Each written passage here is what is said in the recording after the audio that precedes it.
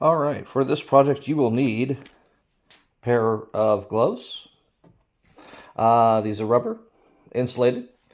You will need a submersible water heater, preferably with a thermometer. This is separate. I have two, just in case of backup. Need a tiny bit of acetone. Don't need to buy this much, but if you happen to have some conveniently laying around, more the merrier. You will need some dye. Rit Dye, I got the Pro line. This is a dry powder. You have to mix it independently. They do sell it as a premix. However, I wanted to go ahead and be able to control the variables myself and make sure I had an extra concentrated mixture for this project. You will need some water. In my case, I'll need about 15 of these. And of course, something to dye. In this case, my project is a plastic gas tank.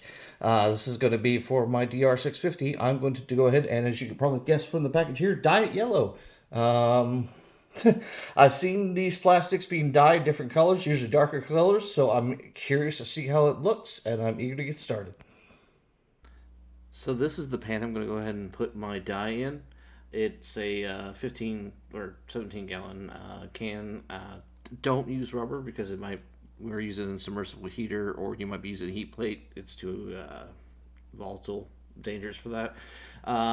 Wish could have got a trash can, but it didn't. Other than that, make sure you put this somewhere where you're not going to potentially burn your house down. Also, keep it well ventilated. We are working with solvents and dyes here.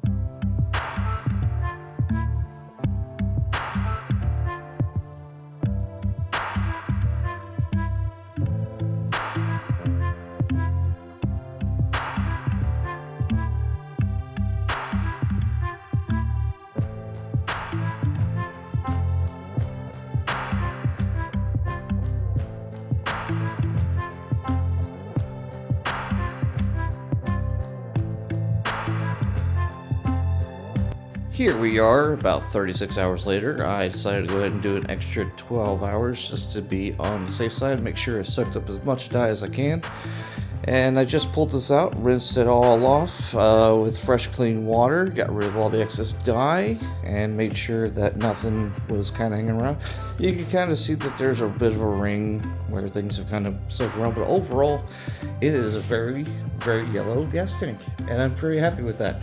So, yes, this method does work. It is time consuming, and it does probably work better with darker dyes. In the case with the natural gas tank, like I mentioned probably earlier in the video, that I wanted to make sure I could see the fuel levels, and I hopefully will. I won't find out until I put this thing on the back on the bike, and we'll see how it goes.